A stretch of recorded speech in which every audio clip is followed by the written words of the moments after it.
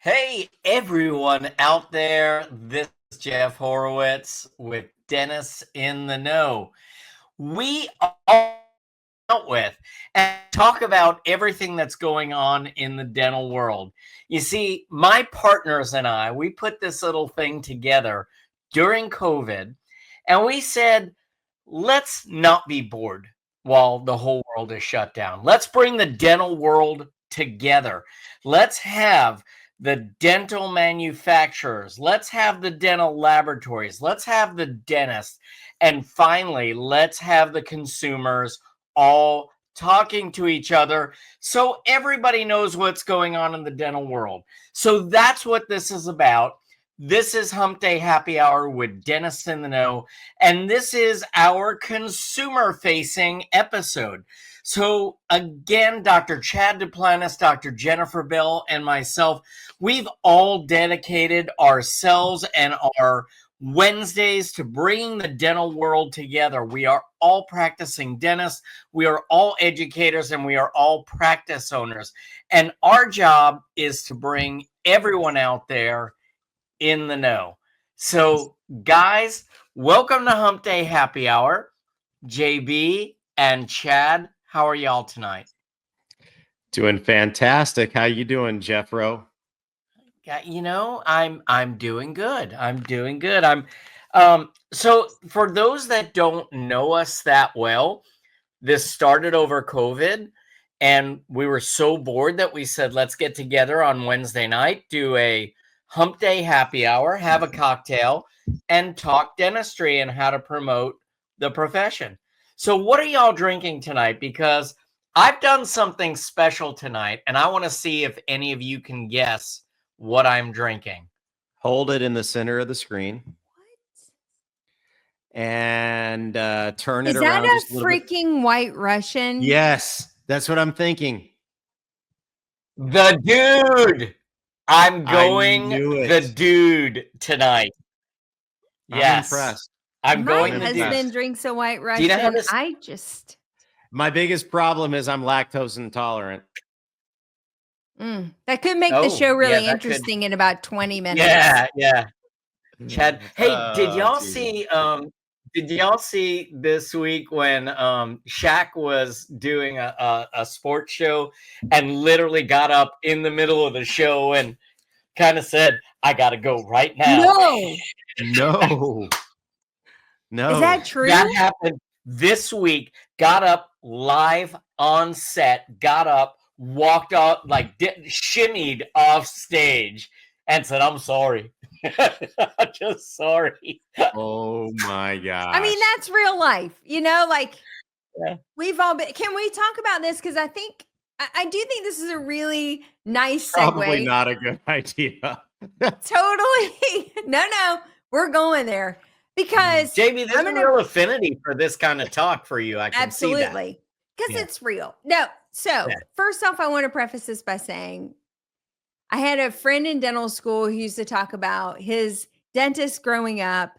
He joked about the fact that he always seemed to time his appointment right after lunch, and he had a little bit of a bigger belly. And so his belly was sitting right by his ear, and he could hear the inner workings of what was going on in the tumbly. Yeah, in his body. Okay.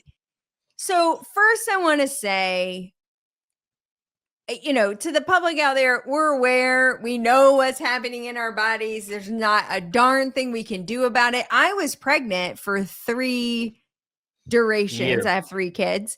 And I used to think, God, what does it sound like if my baby gets really close to their face and you can actually see my stomach starting to push out and get really close to touching them? Do you guys have an embarrassing story or know of an embarrassing story, or at least help patients understand the fact that we're very aware that sometimes it just gets real and that we're all in each other's very intimate spaces, right? I think that the best that I could share with you is that intermittent fasting is not really for dental patients whose dentist is intermittently fasting, because there will be a lot of funky noises coming out of the stomach if you haven't eaten in, yes, 12, 15 hours. So yes, I do think that it's real. And I mean, I'm guilty of my stomach growling with patients in the chair. and I 100%. always say something and Well, and their apologize. But face is at your belly. I mean, there's Yeah. no two ways about it. but it happens. I'm gonna tell two funny Uh-oh. stories then, since y'all don't have any dirt to give. I'll give you two.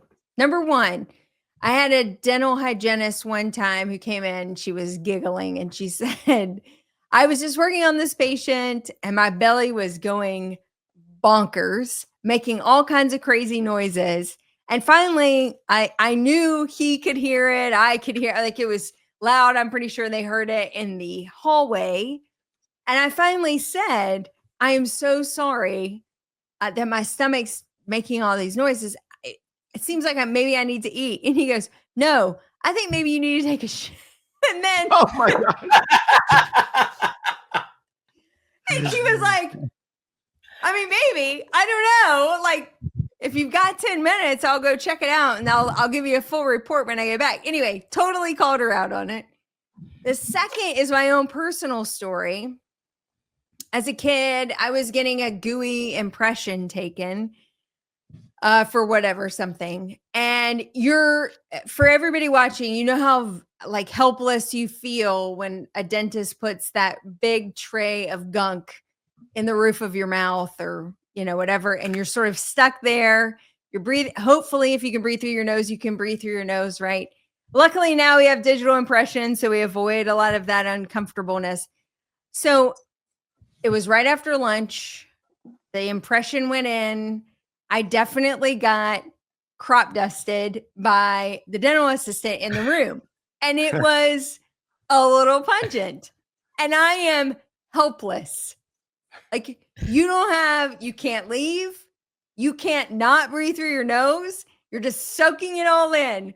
And I knew some of the people that worked there. And I came out after, I was like, I just got crop dusted. And like, I experienced the full bouquet of whatever it was that she had for lunch. I got to experience all of it. I couldn't leave. I couldn't breathe out my mouth. I couldn't cover myself. Was that the Nachos Royale? Yes, it probably was Mexican. Anyway, because that was a common staple cuisine that we did there. So anyway, I know the pain of the patient. And sometimes, guys, I'm sorry. It's human. Things happen. A bad lunch goes down. It's going to go somewhere.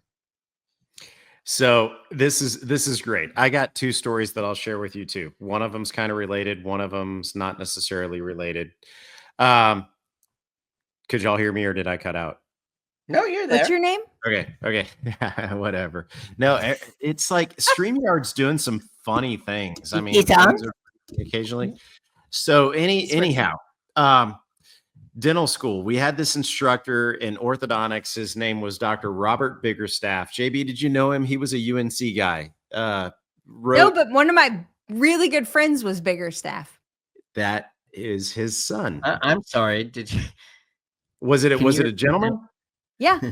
That was his son. Went to UNC? Yeah. Yeah, that's his son. Okay, so What? Dr. Biggerstaff taught us in San Antonio, and I gotta fact check this now with Chad, but go ahead. Yeah.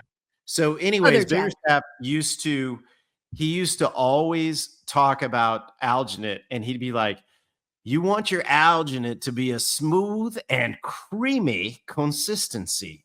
And he'd work it and so anyways, and the thing is like, he always told us, he's like, you place that tray in the patient's mouth. And what we're talking about to our consumer patients is the gooey stuff you put in the patient's mouth. Let me tell you something.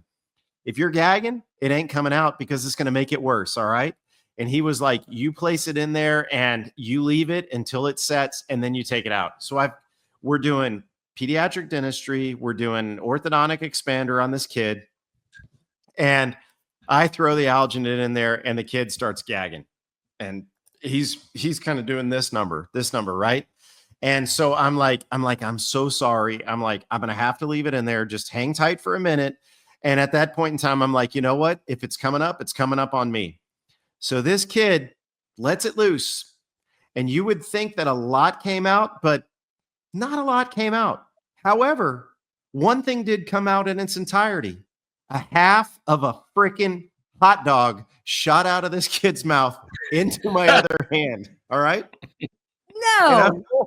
I'm holding this No. hot dog, and his mom's sitting there, and I'm sitting there, and the kid's like fine at that point in time. And I looked at the mother and I go, well, we're going to get an impression. But the other thing is your kid needs to learn how to chew, because he swallowed half of his freaking hot dog, and I just caught it 2 hours ago.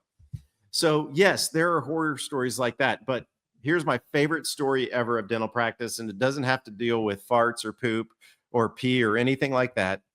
However, if you've ever sat in a dental chair and you look to the left, you usually, unless your dentist is left-handed, it might be to the right. But if you look to the left, there's a bunch of hand pieces and water syringes and cords hanging off of a tray, right? So several years ago, we were hiring an assistant, and we had this young lady that applied, and her name was Sissy. And her previous job was that she was a model for Skull Copenhagen. And so we're like, all right, two things going for this young lady. Her name is Sissy, and she was a model for dentist's worst nightmare, snuff. We have got to get her in and interview her. So we get her in, we interview her, we hire her. She was probably one of the best assistants we've ever had. I just saw her in the office this week. Sissy, if you're listening, we still love you. Sissy brought her mother-in-law in this week. But anyway, Sissy was in the assistant's chair, and I was in my chair. And the patient's sitting there, and all of a sudden, we're working on the patient. The patient goes, ow, and holds their head. And we're like, what the hell's going on? And then next thing you know, a few seconds later, the patient goes, ow, and holds their head again. And the patient looks at me and they go, could you stop that damn tray from hitting my head? And I look over at Sissy, and she's in her assistant's chair. And I'm like, Sissy, could you stop moving around? Every time you move, the tray moves and it hits the patient in the head. And she looks at me and she goes, okay. A few seconds later, the patient goes, gosh. Tray hits the head again, and I look, and one of those cords was wrapped around my stool, and every time my stool moved, it grabbed the tray, stopped the patient in the head, and Sissy looks at me, she goes, it's not me, and I'm like, that's all on me, It's folks. me. Sorry. Yeah, it's That'll me. teach It's ya. me. Fully me. So there you go. Those are my two stories. Jeff, you have to have two. So, well, no, favorite story is not pee, not poop, not vomit, none of the above. But my favorite story, That's only me. and That's my repartee. yeah. Well, this was early in my career, and I had just a sweet little old lady, and she came in, and I know both of you have heard this story before, but it's one of my favorites. And Cindy, who's been my assistant for 30 years now, she Hannah's remembers mother-in-law, vividly. Cindy? What's that? Hannah's mother-in-law, Cindy?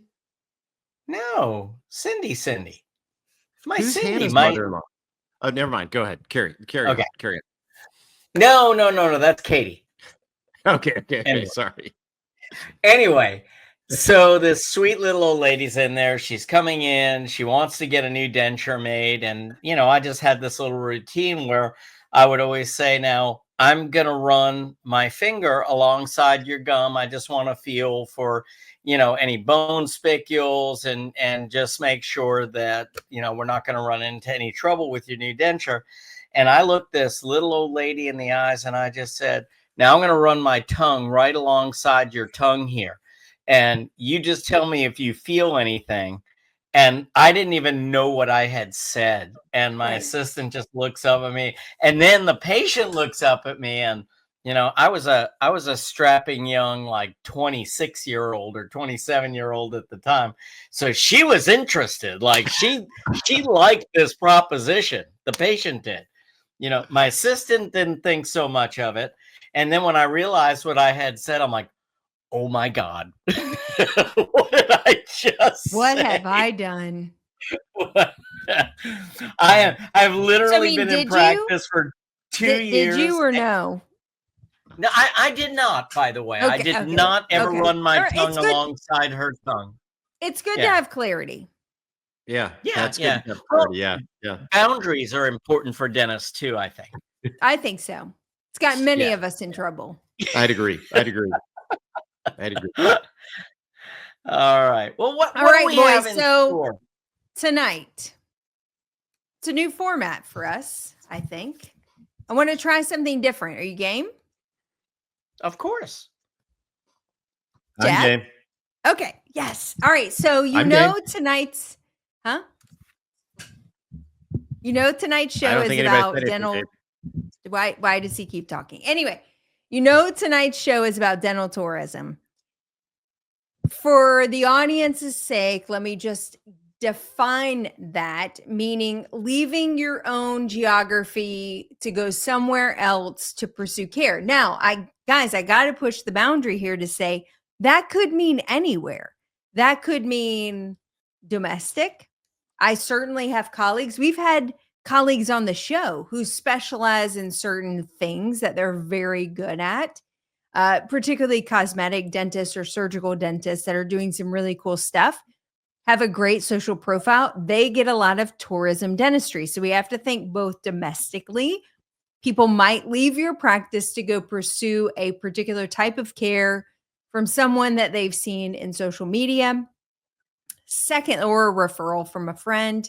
Secondly, dental tourism beyond our borders, meaning pursuing dental and medical care in other countries. And this could be, there's been a lot of buzz around this lately. So I think this is a very relevant topic. So when we're discussing this tonight, we're going to keep both of those things in mind. Now, I thought it might be fun to do a healthy debate, right? So we're all dentists and we have opinions about what we think about tourism and medicine and what that looks like for our patients. And so we thought we would create this more in a debate scenario. And if you're open to it, guys, Chad, you'll be against dental tourism. Jeff, you'll be at least for or present the consumer justification for it. Now, at the end, we will give our own opinions. We will let you know what we really think. But I thought it would be healthy because in that moment, I think Chad and myself as the moderator and Jeff as the consumer could kind of work through some really interesting dialogue. So are you game? I'm I game. think we could do this. Okay. Now, gentlemen, welcome to tonight's debate on dental tourism. Have you Chad, you ignorant slut. Yeah, it's good. It's good to be here. It's good to be here. You want me to set the stage? Do it. Okay. So this week, and I'm sure a lot of people have seen this in their own communities, but this week on one of our local pages, I noticed something that really just struck a chord with me. And it's a post from a resident in the area that says, I've seen several people post the last few weeks that they are looking for a dentist to get dental work done. For anyone who has been on the fence on having dental work done in Mexico, do it. We flew out yesterday afternoon. My fiance and I came back December of last year to get work done, and we felt safer in blank Mexico versus New York City. The people are so nice and friendly. There are lots of horror stories about going there for work, but I can tell you of even more horrors in the United States. I personally have a few through the years. I saved 80% on my dental work today than I would have paid back in the good old US of A. The work I had done would have cost me about $5,000 to $6,000 at my local dentist. They had state-of-the-art equipment, better than anything I've ever seen in the States. Very nice and clean facilities. Now I just wish it wasn't so far so that I could go all the time. You fly into San Diego, drive 2.5 hours. Only one thing you'll have to pay for is your flight and your rental car. They will pay for your hotel while you are visiting. And this really just struck a chord with me because this also happened to be from a local business owner. And I really wondered what they would think if we decided to utilize their services elsewhere other than right here at home. So I found it interesting and I thought it'd be something to debate tonight. So it's interesting, Chad, because I think we all know people in our circles that have gone off and done something like that, whether it be gastric procedures, which a lot of people have gone off for medical tourism to have gastric sleeve or gastric bypass. A lot of people certainly go off for cosmetic surgeries. And now what we're seeing is cosmetic dentistry. So, because I've been tasked with speaking on behalf of the consumer, let's just throw out what all the pros are. The pros are obviously just what this person said. It is much cheaper. Why it's cheaper, I think that's really for you to argue, Chad. I'm going to leave that to your side, but it is much cheaper. That's probably the biggest thing that I can say, not to mention that a lot of times we can also tie in some kind of a vacation alongside of the work. So, we all think of dentistry in a negative light. So, what if we could be in Europe somewhere? What if we could be in Turkey and Croatia and the Greek islands and then happen to work in 8 veneers while we're there? And oh, by the way, it's 75% cheaper than it is in the United States. I mean, it's hard to argue with somebody that this is the wrong thing to do. Can we say that those dentists are unqualified? No, we cannot. Absolutely not. No. Absolutely. Because a lot of these are dentists who are probably American trained, or if not American trained, certainly, high end cosmetically or functionally trained. So, we really don't have that argument. We just don't know. I think where the question is, and where I would anticipate an argument, is what happens in the treatment planning and aftercare process. But certainly, I think they're qualified dentists. I think the cost is right. And the ability to combine that with something that the entire family can be a part of and to have a new experience. I think we can't just only speak badly of this. JB, Chad? you want, okay. So, I'll go. So I think that, one of the biggest things that we always joked about from dental school is, let's say, hey, I did X, Y, or Z in dental school. Well, was it successful? Absolutely it was.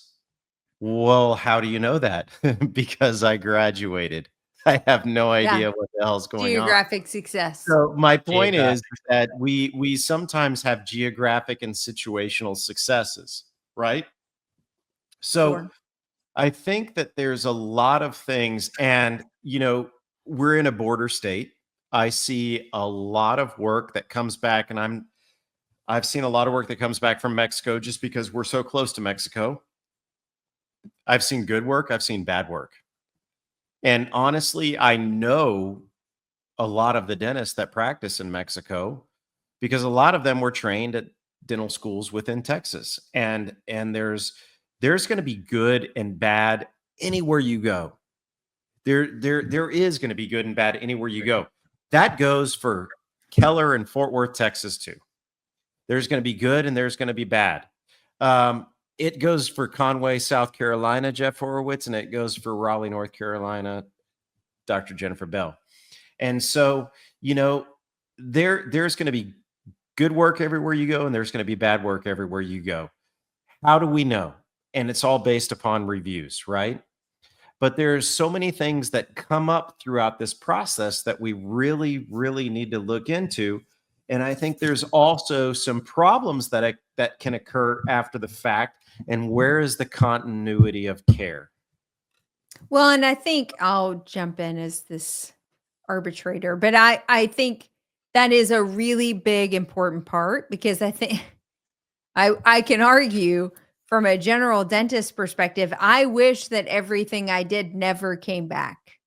Absolutely. I wish I never did a bite adjustment or had a patient in pain afterwards or a negative consequence or things didn't go the way we hoped, or shade match wasn't right, margin didn't fit, whatever it happens to be. I wish that I have patients who could come in, get a diagnosis, come back, get a plan in place, have treatment in a short period of time, and I never had to manage any of that again.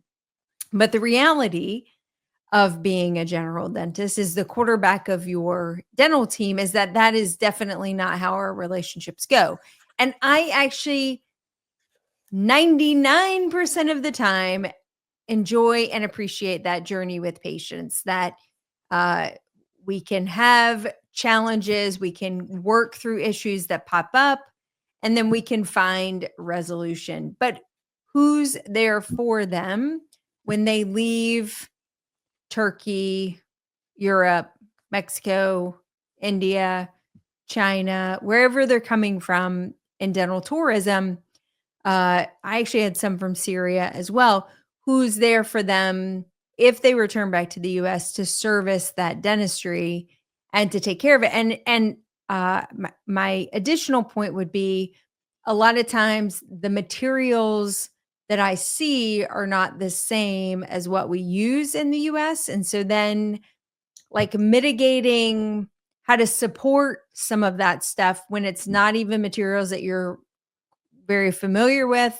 You don't know the caustic issues that are associated with those. There was a root canal material that was done, I don't know, 20, 30 years ago in Europe and parts of Russia, Eastern Bloc, and that area. Sargeni. And huh? Sargeni paste. Exactly. And It was it's here too. carcinogenic. Well, but Yeah. it had a bigger, I think, use case out there. And so you'll see those and like, you can't open it up. But the average young doctor who's never encountered that before wouldn't actually know that. They wouldn't look at that and go, oh, that might be Sargeni's paste. And this could be a real problem for the patient as well as myself. And, anyway, my point is there are lots of very weird nuances that start to come up. And even when I do dentistry, let's say I'm doing a veneer case or I'm taking out thirds or whatever it happens to be, I'm like, please don't schedule a vacation within a certain time period of that. Please don't get on a plane. Please don't, blah, blah, blah. Because I want to be here to service you. If something's wrong, if there's an issue, if you're having pain, I want to be there to help you. And when you leave me, I can't do that anymore. So I'm not for or against, but these are definitely some of the challenges that come up when we pursue care outside of our borders and then return back, almost as if dentistry is a commodity. I can go to Walmart, buy a bag of potting soil, put it in my checked baggage, take the potting soil back to the US and use it as if it's potting soil the same everywhere else. JB, not that, and again, not that I am for this. You're the consumer supporting it. Yeah, if I am speaking on behalf of the consumer, I will also say they have the ability to say, well, I like this person. And honestly, if I had to go back 2 or 3 times, even if I had to pay the airfare and take another little mini vacation, it was still cheaper than had I done it in the United States. And what do we say to that? So I'm going to throw something out there that's maybe I don't disagree with you, but there's a lot that I could say. Please disagree with me. This is a very hard argument for me to be taking. He's a dentist, for goodness sake. There's a lot that I could say regarding this, and I'll save one of my favorite stories for later. But I'm going to tell you this: in the United States, we're really good at certain things, but we're really bad at other things. So one of the things that I'm going to point out, I'm just going to throw out a question. I know for a fact, because I know you all very, very well, you're like brothers and sisters to me, that neither of you all have any artificial joints. However, if you have an artificial knee or you have an artificial hip, you're given a card, right? Yeah. It tells you exactly what the serial number is, what was placed. You know the brand. It's usually one of 3 brands. Let's take it a step further. If you have a pacemaker, you know who the manufacturer is. You know how to get a hold of somebody if something goes wrong with it. You have a freaking card that you carry in your wallet, and you probably hand it to TSA when you go through the airport, right? If you have a dental implant, this is where we suck in the United States. We really do. We have probably over 100 dental manufacturers of implants. That's on a conservative guesstimate. We have 100 different, not 100, but we probably have 15 to 20 different drivers. We have very unique and compatible screws for each of those implants. However, not one freaking patient that I have can tell you exactly what is in their jaw. All right. So I think in the Agreed. United States, we need an implant database, and we need to be more congealed as far as to what we're placing in these patients. And so patients are aware, and the following or ensuing doctor that the patient may have has an idea of what type of implant they have. And where I'm going with this is that if you Joe Blow were to come into my office with an implant and I have no information on it, I can go to a website that's called whatimplantisThat.com. And now with AI, we might be able to tell what type of implant it is, but quite honestly, it's still pretty hard.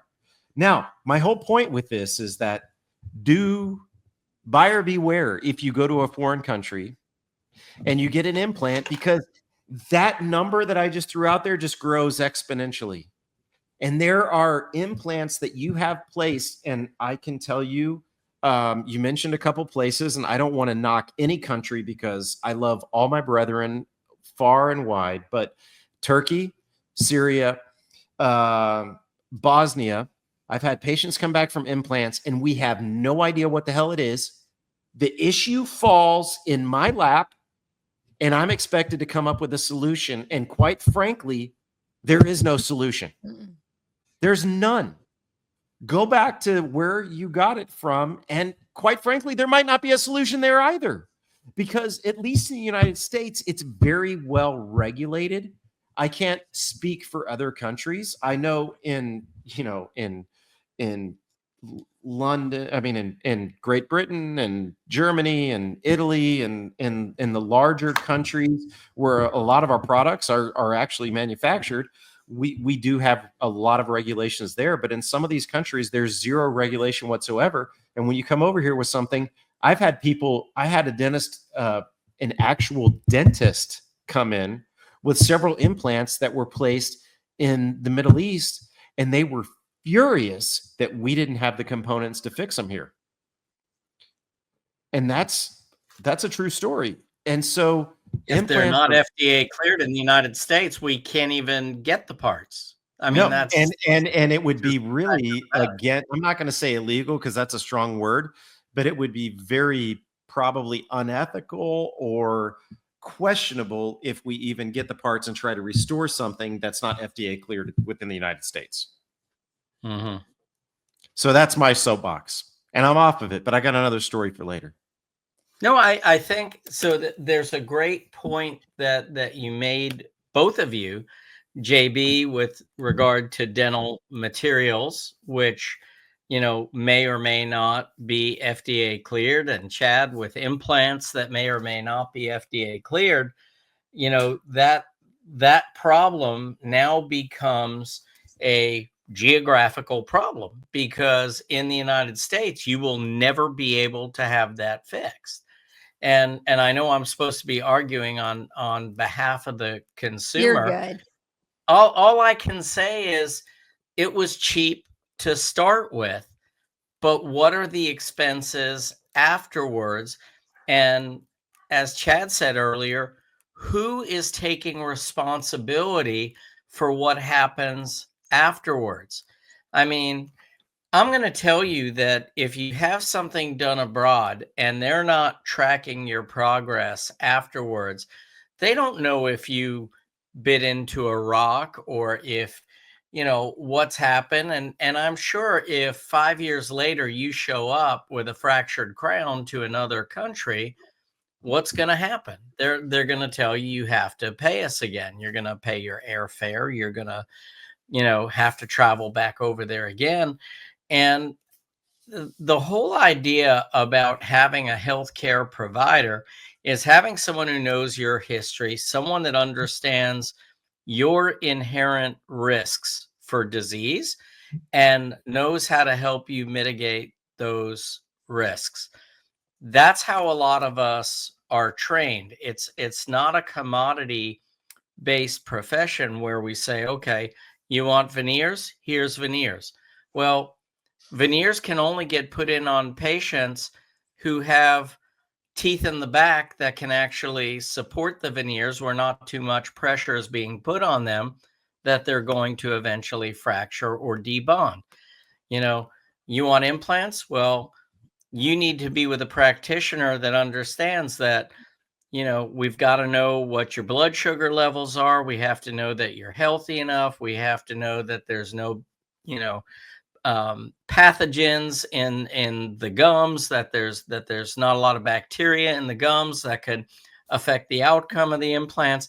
There's just so much that goes into planning. And then on top of that, throwing in the wrench of, will they even have the materials and the supplies to fix a problem if it occurs?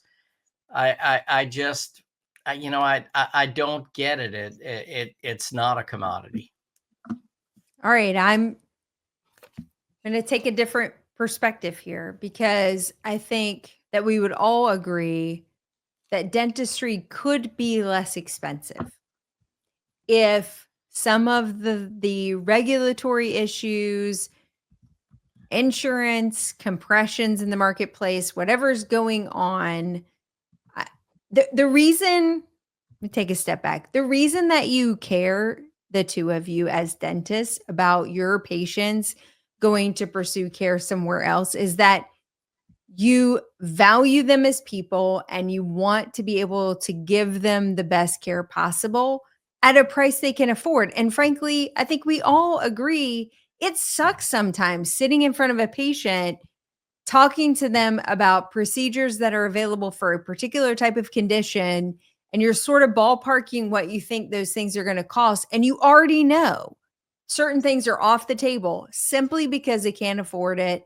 Certain things are on the table because they can. And it sucks as a doctor because you know what the best outcome is, yet we're having to negotiate alternative plans because of finances. I get it. That's the reality.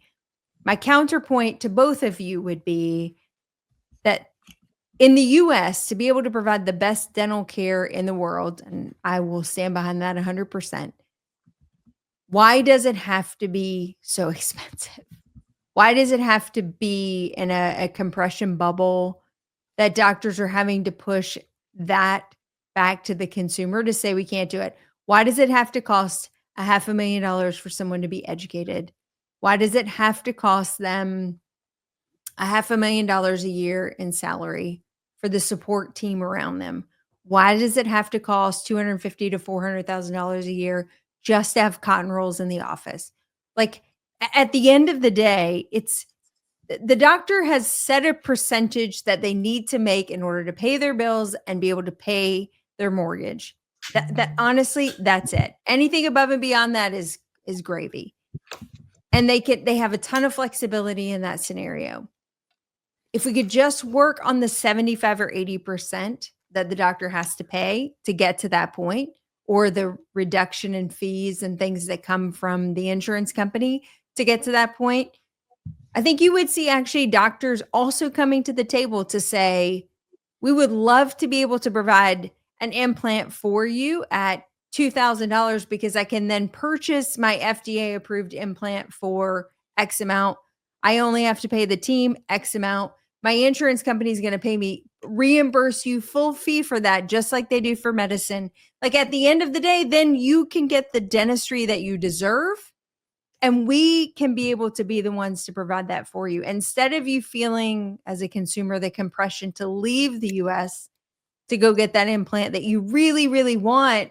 But when Chad, Jeff, and I sit down and say, it's $5,500 for an implant, it's $250 to take the tooth out, it's $4,000 for a bridge, it's this, that, and the other. And you're like, I can't afford any of those things. But if I go overseas, it's a $600 plane ticket and I can get my implant for $400, like, you know, consumers are looking at the real math of it going, it's at least worth consideration. So the reason, Godspeed, and I wish you the best. And the thing is that you might get a great implant overseas. Yeah, I don't know. But my point is we haven't, as doctors, but as an industry of really gigantic players in the market, we've created this compression to the consumer to have to choose. And to have to say. We also, when you have work done in the United States, you're paying for all of the rules and regulations that 100%. And that's why I was pointing at you a minute ago. You said FDA. I mean, you're paying for all the hoops that we have to jump through to be dentist within the United States. As long, and you have to realize that in order for us to become dentists in the United States, we undergo a lot of education, which is not cheap. I mean, we're finding that dental students are coming out of dental school with greater than, and this is a conservative estimate, greater than $500,000 in debt. I mean, I've heard to the tune of $760, close to $800,000 in debt to become a dentist. Your dentist in the United States went through a lot to be able to provide quality care to you. And, I can speak for the three of us, and I can speak for a lot of our colleagues. We bust our butts and we focus on education, not just in dental school, but beyond dental school, to be able to provide and be the best that we can possibly be. Now, that's not to say that somebody in another country is not doing that. I mean, there are great dentists everywhere, and once again, there are bad dentists everywhere too. But there's just there's a lot that we need to take into consideration, and I think also, if you go out of the country, and we talked 2 weeks ago, roughly a few weeks ago, our last consumer facing episode, we spoke about dental insurance. You go out of the country, that ain't going to help you. I mean, it'd be a win-win if you got to go down there and spend that little amount of money and get your dental insurance. Whoa, that'd be great. So, but to JB's point, a lot of this has to do with opportunity. I mean, why do prescription medications made by American manufacturers get to be sold in other countries for so much less than those same prescriptions are sold for here in the United States, where they are actually manufactured and not having to be shipped? And it's because there is opportunity. It is what the market will permit. And unfortunately, I mean, I always joke around. I was like, this is a hammer. This hammer is $7.99. If I label this a dental hammer and sell it through a dental distributorship, that it becomes a $79.99 hammer now, because it is made for the dental industry. Now, again, I'm not putting blame on anyone. It's what the market has allowed. But accordingly, we have to set our prices based on the fact that 75 cents of every dollar that we take in is going to have to go right back out to cover the cost of doing business for the things that you mentioned, JB. So, I don't know. It's more in the 80s now, honestly. Yeah. Oh, for sure. For sure. Yeah. Again, I'm just in just very general terms for everybody. Everybody thinks, dentist is charging me, $1,600 for a crown. And, I can't believe that they're sticking $1,600 in their pocket for the amount of time they spent with me. No, actually, awesome. Yeah. Actually, for the amount of time that we spend, it is really a very normalized salary, if you broke it down on an hour by hour basis. So, especially after paying all the overhead costs that are there. And again, none of us want to gouge. I think we are all, we're all very committed to taking care of patients. We're all happy to make a good living. I don't think any of us want to be, none of us want to be known as the person who took advantage of anybody, or, that we didn't do anything, that we were working in a way that was not commensurate with the care that we've offered to somebody.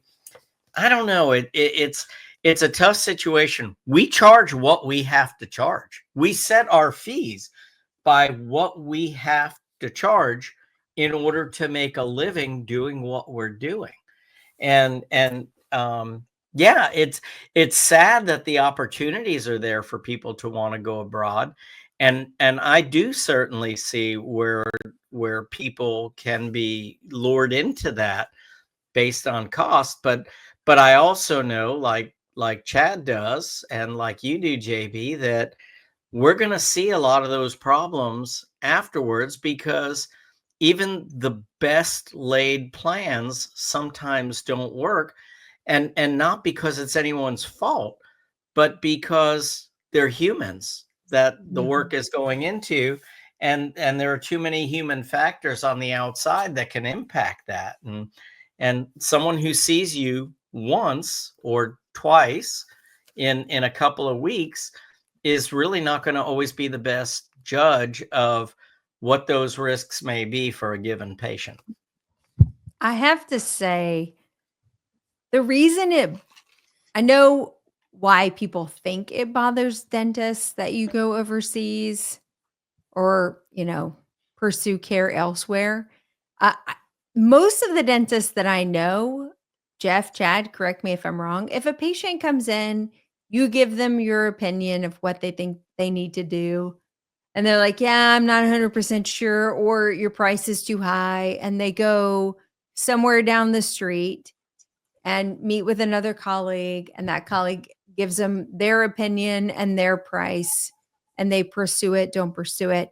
I don't think most of us are super bent out of shape about that. I definitely don't get upset if people need to find the practice and the prognosis that works for them. Like I get that they have that autonomy as both a patient and a consumer of the procedure.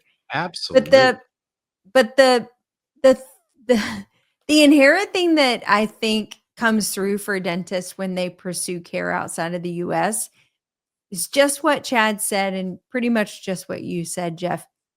When you come in with a problem that we can't fix, it drives us freaking bonkers.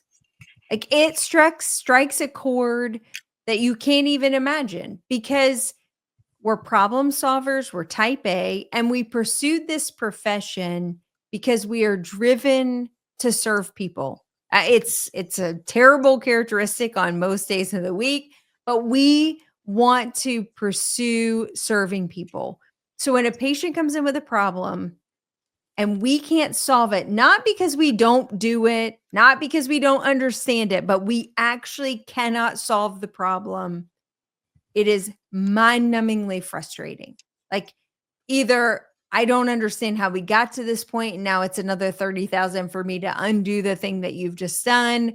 It's an implant manufacturer that I couldn't possibly get a part from anytime this century, so I cannot solve this for you.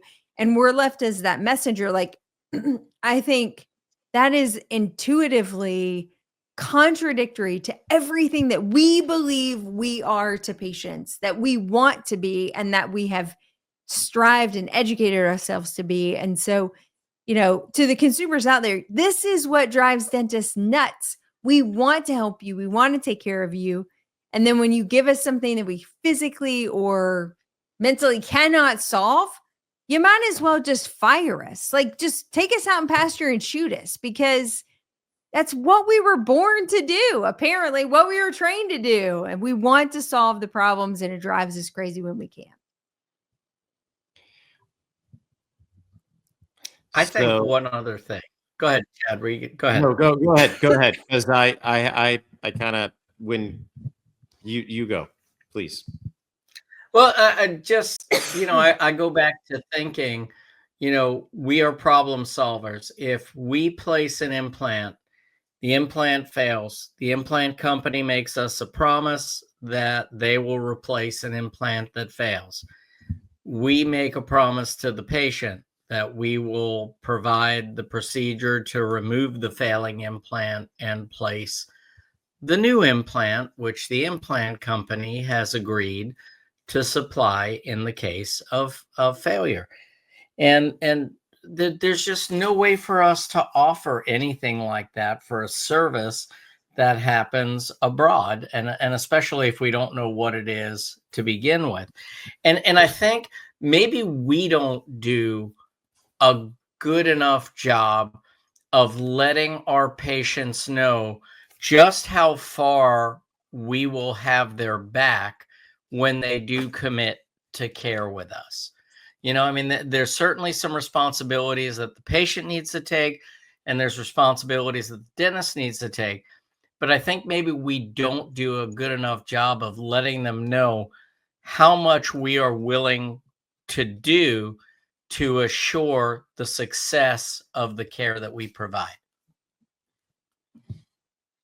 So I think that's a great message that you shared, and I think there's a lot that we've discussed tonight that's just so pertinent, and I hope that maybe somebody can take something away. But as we're getting towards the end, I kind of Somebody took a recipe for the White Russian away. That's all they got from this show. Yeah, somebody did take the White Russian recipe away. But have you all ever heard of the Choluteca Bridge in Honduras? Does that ring a bell with you? Not Okay. even. So not even a chime. I don't know anybody in Honduras that's a dentist, but this is one of my favorite stories ever. So in 1996, the Hondurans had been having trouble with flooding and with rains, and they had this grand idea that they were going to build this bridge to span this river, and it would solve a huge transportation problem in Honduras. So they commissioned this Japanese company, and the Japanese company came in, and they took 2 years and they built this absolutely beautiful bridge, right? And unfortunately, by the time that the bridge was built, they had extensive rains and extensive flooding. And if you look up the Choluteca Bridge, by the time the bridge was built, the river redirected and the bridge just went over dry land. So it's the bridge to nowhere. It's this beautiful bridge. And so the Japanese company came in, they did their job, they built this bridge, but the river adapted and they didn't build to adaptation. And so the reason that I share that story is because I think of that every time that I think of this one wonderful patient that I had that went out of the country and got all of this dental work done, and came back to my office just like a kid in a candy store, so proud of the work that they had done outside of the country. And the dentist built this humongous bridge. Like, the treatment plan that I gave this patient was basically like, you probably need to go to a prosthodontist because this is a very, very difficult case. Well, patient went to Mexico, came back. The dental work, I'm not going to lie, it looks beautiful. However, after about 3 weeks, one tooth broke, the next tooth broke, and over the next 3 years, we redid every single thing that was done in Mexico because they didn't build to adaptation. They didn't know the patient. They took a static image in time. They solved a problem. They fixed it.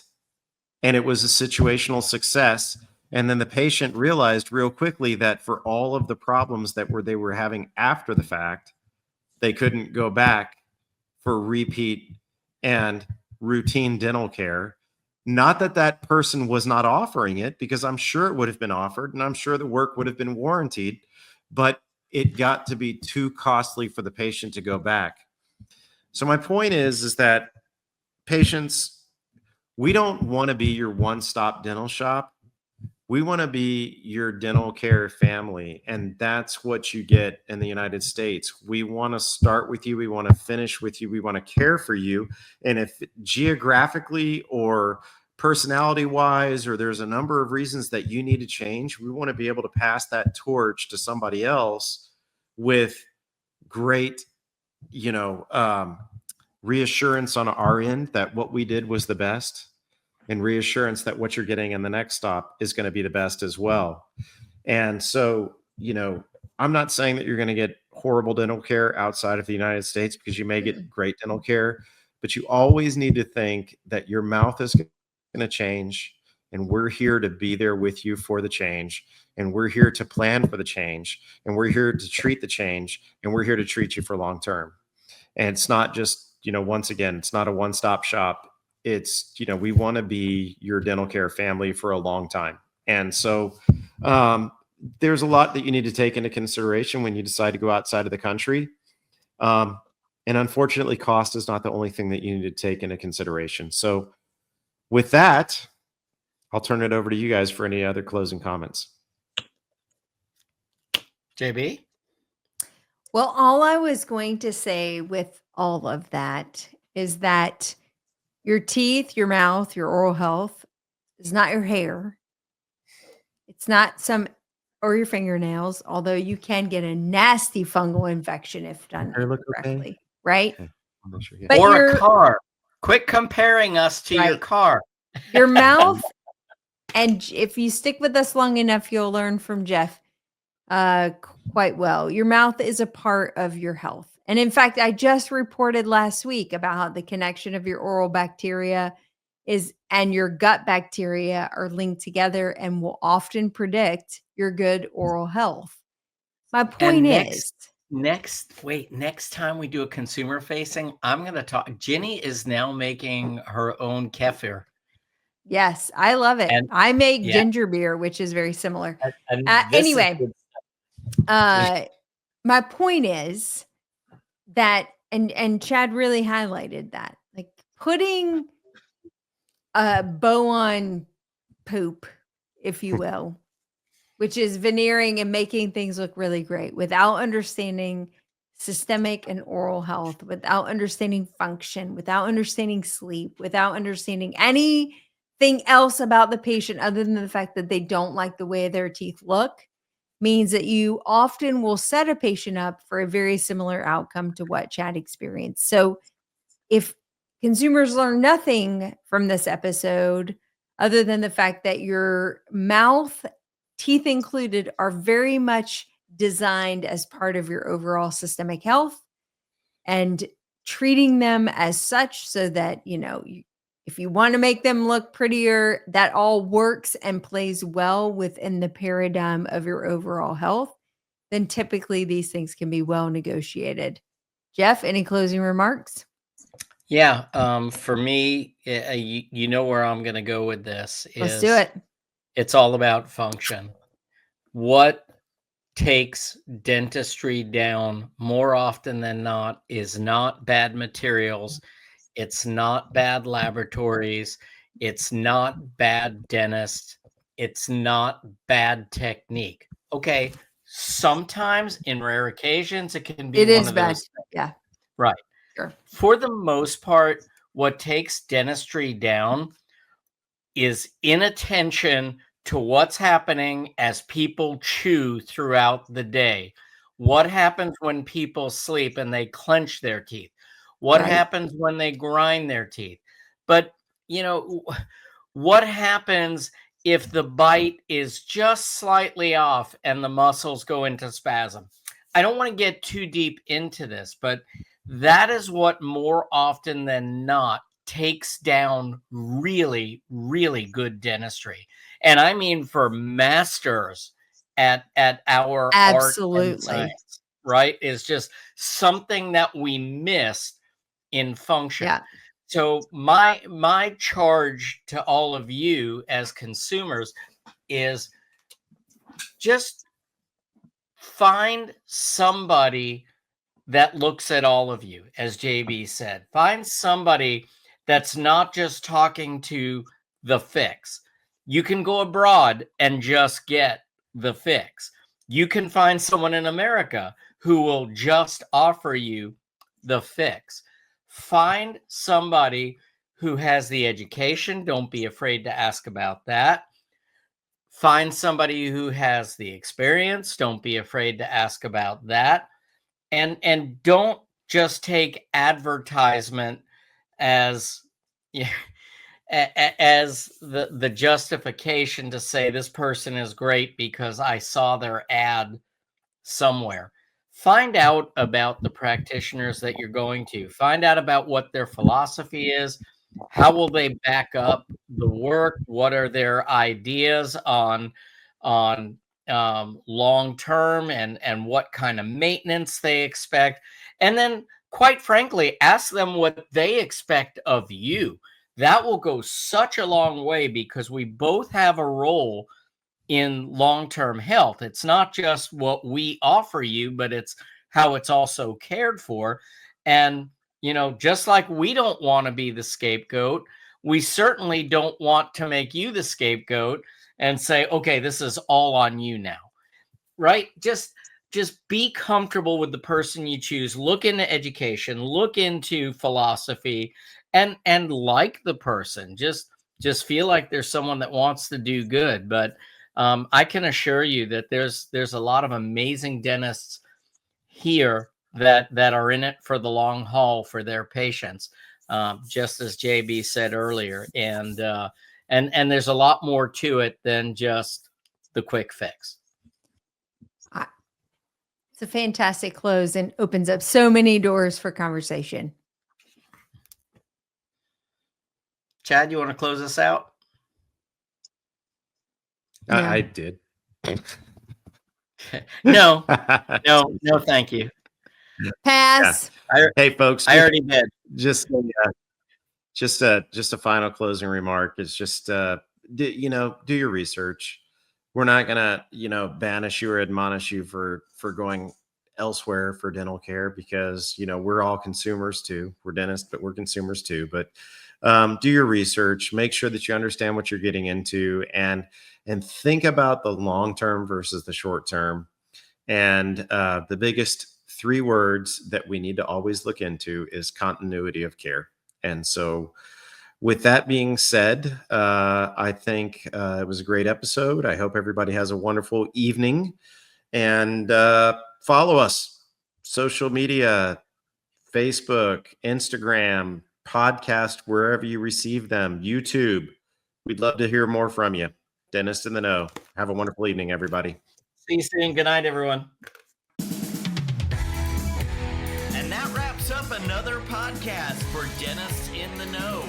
On behalf of Dr. Jennifer Bell, Dr. Chad Duplantis, and myself, remember that we've got a great profession, so let's make it a great day, Dinks.